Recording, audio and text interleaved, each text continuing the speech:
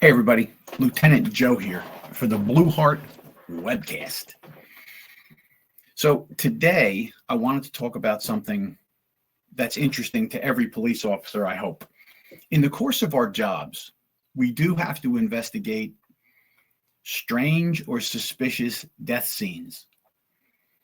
And strange or suspicious usually stems from the fact that somebody is deceased and we don't know exactly why. What happened to them, or there's some strange circumstances that go along with their death.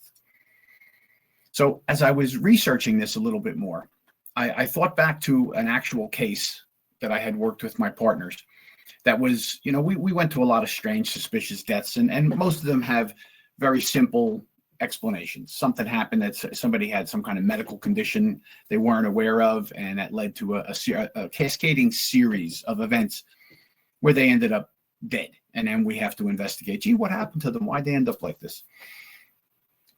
Well, one specific type of thing that we went to, we've all heard of autoerotic asphyxia. Now, when I teach a course on sexual assault investigation, we kind of delve into that topic a little bit. And I know it's something that we can giggle at, and you hear some of these stories and they're absolutely absurd because they're not normally things that we would engage in, okay? But they are part of a bigger part of humanity. So in my book, The Investigation, all right, from Blue 360 Media, I cover a really brutal double homicide. And in there, one of the areas that I talk about specifically, and I've done programs on this in the past, so you can go back and see, what is on the topic of drive crimes and want crimes. So we see that want crimes are the kind of things where they want something. They need money, they need for drugs, they got a drinking problem, they got a girlfriend problem, a gambling problem, and they need things, they want things. So they'll do a burglary if it's convenient. They'll break into your car. They'll rob somebody on the street. Those are kind of want crimes. But if they see a cop around or it looks like they might get caught, yeah, I don't want to go to jail, so I can put my want off. A drive crime, on the other hand, is the kind of thing that's constantly speaking to us in the back of our mind. So when we think of drive crimes, we think of things that are related to the human drives. And anybody who's been to my interview course or to my sexual assault course or the criminal investigation course, when we start to break these things down into human nature and why people do what they do, we have to understand these drive crimes. Well, one of the biggest drive crimes that cause problems for people, for the suspect in their life and for the victims, is the sexual drive. The human sexual drive motivates many, many things. Now, we all have a sex drive, and it's a spectrum, right? Some people are a very low sex drive. Some people have a very high sex drive. And then most of us are somewhere in the middle. But when that sex drive is perverted, or it twists, or it goes out of the normal boundaries of what's considered normal human sexual experience, we can have criminal problems. So you can have a serial rapist. They constantly go out and they're attacking people. You can have a serial killer that takes their victim, abuses them, kills them. Sometimes they come back and look at the body, they bruise the body, they take right? It's a very in-depth kind of a thing. That's a drive. That's something that they can put off for a little while, but that drive is staying there with them. And in the book, I talk about that, all right? So as investigators, we need to understand want crimes and drive crimes. Now, when it comes to suspicious deaths and strange death scenes, we need to look and see how this drive fits in with what's going on. All right, so I don't know, a specific case that led me to this, and I've written an article about it, and I wanted to let everybody know that I write for the Blue Magazine, thebluemagazine.com, the voice of law enforcement. Well, recently, the publisher and owner, Dan Duval, has honored me by designating me. I've been a writer for them for many, many years. He has designated me now as the Blue Magazine's criminal investigations expert. I'm very proud of that. The magazine is amazing, and I can't thank Dan and the whole team there enough for doing this. So I'm going to be featured on the website, and my articles and hopefully these podcasts and whatnot will all be on there. But recently I wrote this article about a case that I worked that was a strange death that you should be aware of, whether you're a patrol officer, a detective, a supervisor, it doesn't matter. We come across these things once in a while. So I had mentioned autoerotic asphyxia. We know that is a drive, a sexual drive that people have, that they like to compress their air, choke themselves, whether they're hanging or whether they're doing it with some other ligature or some other way to compress their air while they masturbate. And from what we hear from these people who live through the experience is that as their air is depleted, their sexual pleasure goes up. Very exciting. Doesn't seem that exciting to me, but this is part of the whole panoply of human sexuality. There's things that people like and other people don't like. And autoerotic asphyxia is real. Now, occasionally we will see autoerotic asphyxia when it comes to our attention. Somebody dies in the middle of it. Okay, so if you go to a criminal investigation course where they talk about these, and I do in mine, you see some strange scenes where people have multiple fetishes and fantasies. And they're doing autoerotic asphyxia, and they cannot stop the choking before they die. Whether it's they're hanging in the bathtub, people come home, they're hanging in the bathtub, and we see all kinds of other things that go with it. Or they tied themselves to a doorknob and they were beginning their pleasure cycle, and they ran out of air before they could loosen it up and start breathing. And that's when we find them as law enforcement. Families come home and they say, oh my gosh, what happened? He hung himself. And you get there, and we need to have some expertise in what we're looking at. Okay, what is it we're looking at? Was it someone committing suicide, which is, we know, fairly common. People commit suicide. Or was it some other strange activity they were engaging in that led to their death? So that strange, suspicious deaths we come across all the time. Well, many, many years ago, my partners and I investigated a case that I found to be very interesting, and that's what I wrote the article about around this topic. All right, so it's called Suspicious Deaths and Fetishes, Sexual Fetishes. Sexuality related to the human drive for sexuality leads to these kind of things. All right, so we had a 32-year-old man, lived in a garden apartment by himself. He had a girlfriend. He had a regular job. He liked to play sports. He seemed like an all-around, from what we found out about him, a seemingly normal guy, right? Well, his parents hadn't heard from him in a couple of days, and they were calling, and they didn't live in the same town, but they were calling. They couldn't get him on the phone, so they called the police and they said, "Could you do a welfare check on our son? Here's where he lives." So the patrol officer responded to the location, saw the man's car out front. Okay, went up, knocked on the door, got no answer, looked inside, some lights were on, but he didn't see anybody. So he asked the neighbors, did the right thing, investigated. Knocked, said, "Hey, do you know where, your neighbor next door is here?" And they said, "No, I haven't seen him in a couple of days, but, if his car is here, he's usually here." I'm like, "Oh, okay." So the officer tried a couple more. He looked around the other side, couldn't see anything. So he called for the building super, who came out with a key so they could access the apartment and go take a look and make sure the man was all right, that he didn't have a heart attack, he didn't have fall down or cut himself, who knows. So the officer goes in, and he doesn't see anybody in the living room, the kitchen. When he gets to the bedroom, and this is where it starts to get strange, and this is where we have to understand strange or suspicious deaths, he sees the young man laying on the ground, on the floor in the bedroom, and he's not moving, he's motionless. So the officer goes over and tries to roll him over, sees that the man's face is discolored, he has no pulse, he's not breathing, he's obviously dead and has been for some time. He also noticed some very strange circumstances of how the man was dressed. All right, and this is where this got really kind of strange. And again, people can chuckle at this when you hear about it. This is a real thing. Somebody was dead. And as investigators, we need to understand these things, why they happen, and what happens. So what was strange about it?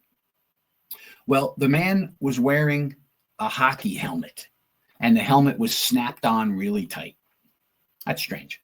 The man had a heavy coat, a heavy winter coat, and it was zipped all the way up, as high as he could get it, I guess. The officer also noticed that underneath that coat, there appeared to be an inflatable life vest, like you'd see on a boat, big orange inflatable vest. You know, you pull the thing, it fills up with air. That was underneath his jacket. So the officer, not familiar with what he was looking at, this is strange. Classified, if you're going to classify strange, this is pretty strange. So the officer deduces from what he sees, and he calls headquarters and he says, listen, I have a 1029, I have a deceased individual. Could you please send me detectives? Something's out of place here.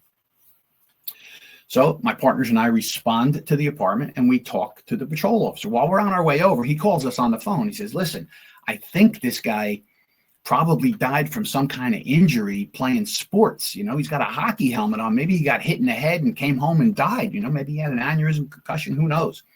That was what the officer deduced from what he was looking at, because he didn't have any experience beyond that with what he might be looking at. That's why I'm telling you about it. So we got there and we walked in and we noticed this situation. And obviously, this was not a hockey-related injury. You know, you can look at the simple things. And I don't fault the officer. He was trying to figure out this really strange situation. What do I have here, right? If the guy had gotten hurt while he was playing hockey, say he was out at the rink with his buddies and he got hit in the head with a puck, whatever, why would he still have the helmet on when he got home? That would make no sense whatsoever. What's up with the jacket? What's up with the inflatable vest? All of these things start to add up as strange and bizarre. Well, the long and short of this incident was, once we investigated this further, we found that the guy was wearing a hockey helmet buttoned down really tight. He was wearing a heavy coat zipped up really tight.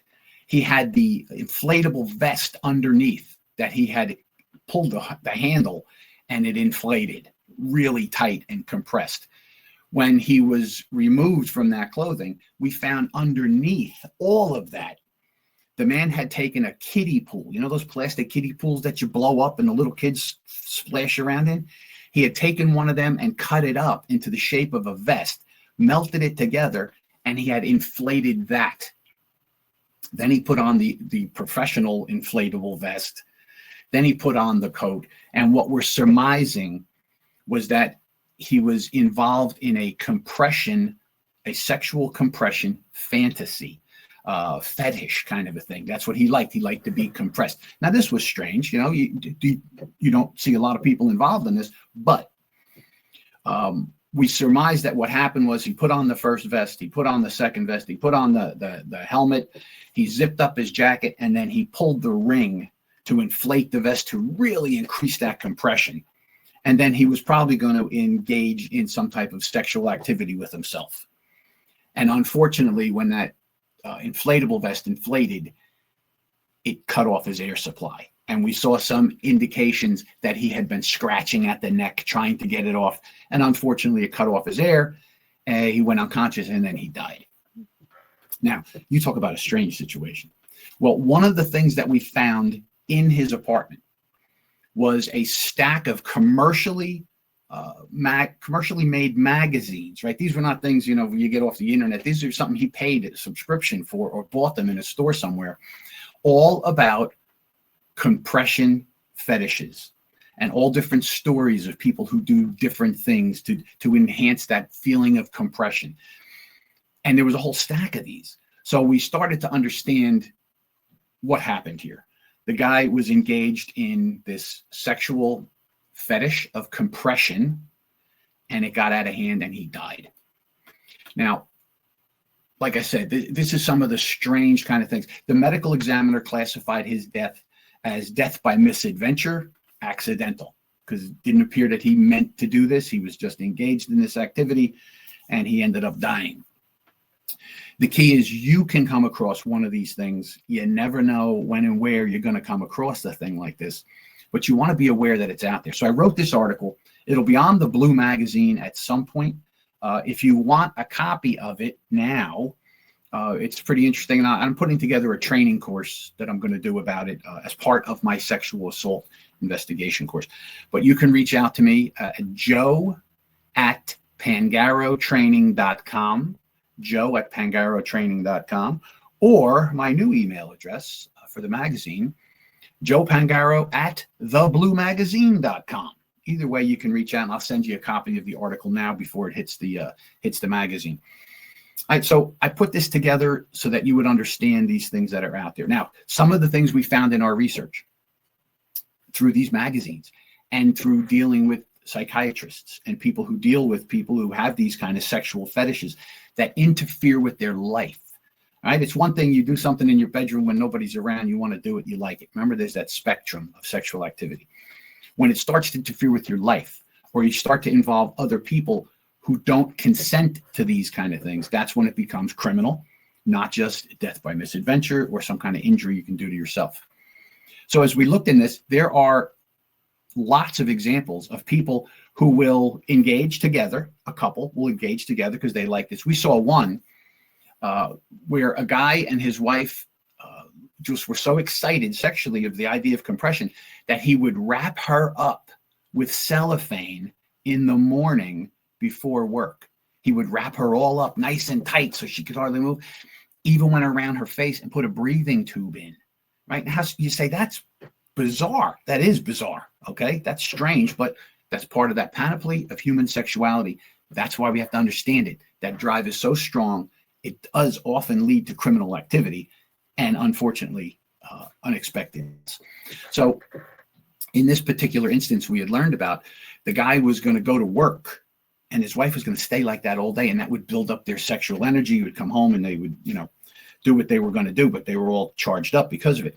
Well, she got uncomfortable during the day and she wanted to hop outside to get some air, and she fell in the pool and she drowned. And that's how the officers found her when they got home, wrapped in cellophane with a tube sticking out of her mouth. Now imagine if you came upon that scene, what would you be thinking? Right? And I know, like I said, I know this stuff can be funny. It can sound funny. We're professionals. This is part of the human experience. We have to understand it, right? Because you're going to come across some of this in your career. Sometimes not very often, but when you do, you want to know about it. So that's what I want to talk about today. And invite you to get the book, right? I have this book, The Investigation, and also my book on interview techniques, how to be a good interviewer. And you get them both from blue360media.com or on Amazon. And remember, ring the bell, whatever they tell you, like, subscribe, tell your friends about the channel. We're trying to learn things together here. That's the whole idea, that we get better at what we do. We provide a great police service. And I want to thank you all for paying attention. And let's hope you have a great, safe career.